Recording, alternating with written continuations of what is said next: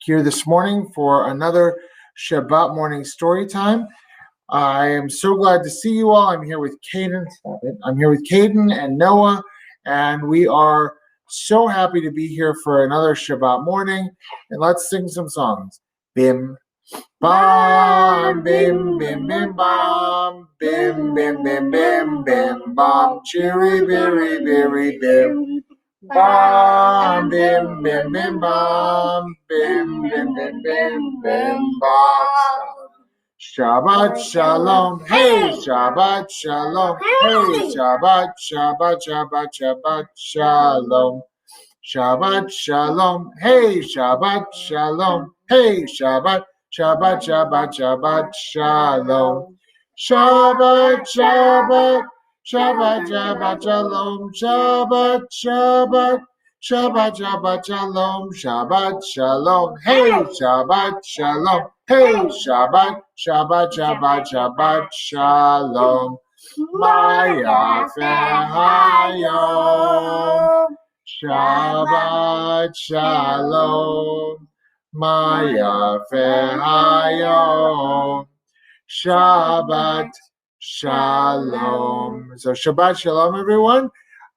We've got people coming from Maryland, from Minnesota, from Georgia, all joining us for this Shabbat morning. So good Shabbos, everyone, and let's read some stories. Our first story this morning is called Boker Tov, Good Morning, and it's by Rabbi Joe Black and illustrated by Rick Brown. Good morning, how do you do? There's a new day waiting for you. Out of your jammies and into your clothes, Boker Tov. Good morning, light shining in. So much to do, we can't wait to begin. Gotta get going, so let's hit the road. Boker Tov. Boker Tov, it's a brand new day. Boker Tov, good morning, and we pray. We thank God for the food we eat, for the earth beneath our feet, for the morning sunshine bright that fills our hearts with joy and light. Boker Tov. Good morning, open your eyes. Each day brings a brand new surprise. Get it together, there's no time to doze. Boker Tov. Good morning, let's sing our song. Slept all night, now we're rested and strong. Feeling so happy from our heads to our toes. Boker Tov. Good morning, how do you do? There's a new day waiting for you. Out of your jammies and into your clothes. Boker Tov. Gotta get going, so let's hit the road. Boker Tov. Feeling so happy from our heads to our toes. Boker Tov, Boker Tov. So Boker Tov, everyone. I hope you're all wide awake now for our next book. And our next book is actually going to be a few stories all together. It's called The Sneetches and Other Stories, and it's by Dr. Seuss.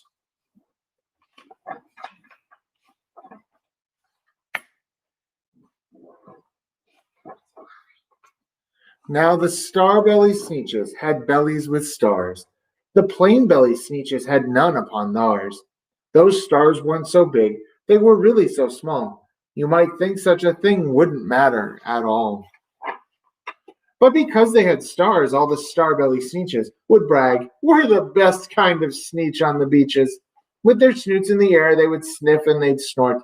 We'll have nothing to do with the plain-belly sort. And whenever they met some when they were out walking, they'd hike right on past them without even talking. When the star-bellied children went out to play ball, could a plain-belly Sneetch get in the game? Not at all. You only could play if your bellies had stars, and the plain-bellied children had none upon theirs. When the star-bellied Sneetches had Frankfurter roasts, or picnics, or parties, or marshmallow toasts, they never invited the plain-bellied Sneetches. They left them out cold in the dark of the beaches.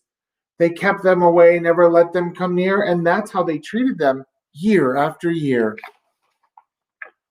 Then one day, it seems, while the plain-bellied Sneetches were moping and doping alone on the beaches, just sitting there wishing their bellies had stars, a stranger zipped up in the strangest of cars. "My friends," he announced, in a voice clear and keen, "my name is Sylvester McMonkey McBean, and I've heard of your troubles. I heard you're unhappy, but I can fix that. I'm the fix-it-up chappie. I've come here to help you. I have what you need, and my prices are low, and I work at great speed, and my work is 100% guaranteed." Then quickly, Sylvester McMonkey McBean put together a very peculiar machine. And he said, "You want stars like a Starbelly Sneetch? My friends, you can have them for $3 each. Just pay me your money and hop right aboard." So they clambered inside, and the big machine roared. And it clonked and it bonked and it jerked and it burked. And it bopped them about, but the thing really worked. When the plain belly Sneetches popped out, they had stars. They actually did. They had stars upon theirs. Then they yelled at the ones who had stars at the start. "We're exactly like you. You can't tell us apart. We're all just the same now, you old snooty smarties. And now we can go to your Frankfurter parties." "Good grief," groaned the ones who had stars at the first. "We're still the best Sneetches, and they are the worst. But now, how in the world will we know," they all frowned, "if which kind is what, or the other way round?" Then up came McBean with a very sly wink, and he said, "Things are not quite as bad as you think. So you don't know who's who, that is perfectly true. But come with me, friends, do you know what I'll do? I'll make you again the best Sneetches on beaches, and all it will cost you is $10 eaches." "Belly stars are no longer in style," said McBean. "What you need is a trip through my star-off machine. The wondrous contraption will take off your stars, so you won't look like Sneetches who have them on theirs. And that handy machine, working very precisely, removed all the stars from their tummies quite nicely." Then, with snoots in the air, they paraded about, and they opened their beaks, and they let out a shout. "We know who is who, now there isn't a doubt. The best kind of Sneetches are Sneetches without." Then, of course, those with stars all got frightfully mad. To be wearing a star now was frightfully bad. Then, of course, old Sylvester McMonkey McBean invited them into his star-off machine. Then, of course, from then on, as you probably guessed, things really got into a horrible mess. All the rest of that day on those wild screaming beaches, the fix-it-up chappie kept fixing up Sneetches. Off again, on again, in again, out again. Through the machines they raced round and about again. Changing their stars every minute or two, they kept paying money they kept running through, until neither the plain nor the starbellies knew whether this one was that one, or that one was this one, or which one was what one, or what one was who. Then, when every last cent of their money was spent, the fix-it-up chappie packed up as he went, and he laughed as he drove in his car up the beach. "They never will learn. No, you can't teach a Sneetch." But McBean was quite wrong, I'm quite happy to say, that the Sneetches got really quite smart on that day. The day they decided that Sneetches are Sneetches, and no kind of Sneetch is the best on the beaches. That day all the Sneetches forgot about stars, and whether they had one or not, upon theirs. The next story is called The Zacks. One day, making tracks in the prairie of Prax, came a north-going Zacks and a south-going Zacks. And it happened that both of them came to a place where they bumped. There they stood, foot to foot, face to face. "Look here now," the north-going Zack said, "I say, you are blocking my path. You are going right in my way. I'm a north-going Zacks, and I always go north. Get out of my way now, and let me go forth." "Who's in whose way?" snapped the south-going Zacks. "I always go south, making south-going tracks. So you're in my way, and I ask you to move, and let me go south in my south-going groove." Then the north-going Zacks puffed his chest up with pride. "I never," he said, "take a step to one side, and I'll prove to you that I won't change my ways if I have to keep standing here 59 days. "And I'll prove to you," yelled the south-going Zacks, "that I can stand here in the prairie of Prax for 59 years, for I live by a rule that I learned as a boy back in south-going school. Never budge, That's my rule, never budge in the least. Not an inch to the west, not an inch to the east. I'll stay here not budging. I can and I will if it makes you and me and the whole world stand still. Well, of course the world didn't stand still. The world grew. In a couple of years, the new highway came through. And they built it right over those two stubborn Zacks, and they left them there standing unbudged in their tracks. Our next story is called Too Many Days.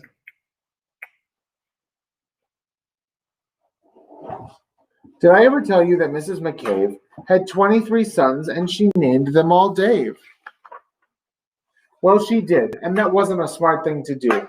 You see, when she wants one and calls out, "Yoo-hoo! Come into the house, Dave," she doesn't get one. All 23 Daves of hers come on the run. This makes things quite difficult at the McCabe's, as you can imagine, with so many Daves. And often she wishes that when they were born, she had named one of them Bodkin Van Horn, and one of them Hoofus, and one of them Snim, and one of them Hotshot, and one Sunny Jim, and one of them Shadrach, and one of them Blinky, and one of them Stuffy, and one of them Stinky. Another one Putt-Putt, another one Moonface, another one Marvin O'Gravel Balloonface, and one of them Ziggy, and one Soggy Muff, one Buffalo Bill, and one Buffalo Buff, and one of them Sneepy, and one Weepy Weed, and one Paris Garters, and one Harris Tweed, and one of them Sir Michael Carmichael Zutt, and one of them Oliver Bolivar Butt, and one of them Zanzibar Buck Buck McFate, but she didn't do it, and now it's too late. What was I scared of is our last story today. Well, I was walking in the night, and I saw nothing scary, for I have never been afraid of anything, not very. Then I was deep within the woods when suddenly I spied them. I saw a pair of pale green pants with nobody inside them. I wasn't scared, but yet I stopped, for what could those pants be there for? What could a pair of pants at night be standing in the air for?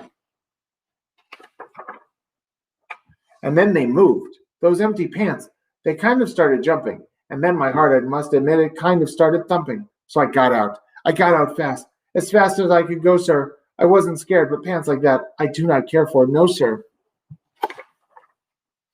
After that, a week went by. Then one dark night in Greenwich, I had to do an errand there and fetch some Greenwich spinach. Well, I had fetched the spinach. I was starting back through town when those pants raced around a corner and they almost knocked me down. I lost my Greenwich spinach, but I didn't even care. I ran for home, believe me. I had really had a scare. Now, bicycles were never made for pale green pants to ride them, especially spooky pale green pants with nobody inside them. And the next night I was fishing for doubt trout on River River. When those pants came rolling toward me, well, I started in to shiver. And by now I was so frightened that I'll tell you, but I hate to. I screamed and rode away and lost my hook and line and bait too. I ran and found a brickle bush. I hid myself away. I got brickles in my britches, but I stayed there anyway. I stayed all night the next night too. I'd be there still, no doubt. But I had to do an errand, so the next night I went out. I had to do an errand, had to pick a peck of snide in a dark and gloomy snide field that was almost 9 miles wide. I said, I do not fear those pants with nobody inside them. I said and said and said those words. I said them, but I lied them. Then I reached inside a snide bush, and the next thing that I knew, I felt my hand touch someone, and I'll bet that you know who. And there I was, caught in the snide, and in that dreadful place, those spooky empty pants and I were standing face to face. I yelled for help, I screamed, I shrieked, I howled, I yelled, I cried. Oh, save me from these pale green pants with nobody inside. But then a strange thing happened. Why, those pants began to cry. Those pants began to tremble. They were just as scared as I. I never heard such whimpering, and I began to see that I was just as strange to them as they were strange to me. I put my arm around their waist and sat down right beside them. I calmed them down, poor empty pants, with nobody inside them. And now we meet quite often, those empty pants and I, and we never shake or tremble. We both smile and we say hi. The end. So I hope you enjoyed our stories this morning. It was great seeing all of you here joining us for Shabbat morning story time. Next week at 9:15 on Shabbat morning, we'll be back for another Shabbat story time. Until then, I hope you have a great week, a great rest of your Shabbat, and let's sing one more song to finish. Shalom Chaverim, Shalom Chaverim, Shalom, Shalom, Lehitraot, Lehitraot, Shalom, Shalom. Goodbye, my friends, goodbye, my friends, goodbye, goodbye, till we meet once again, till we meet once again.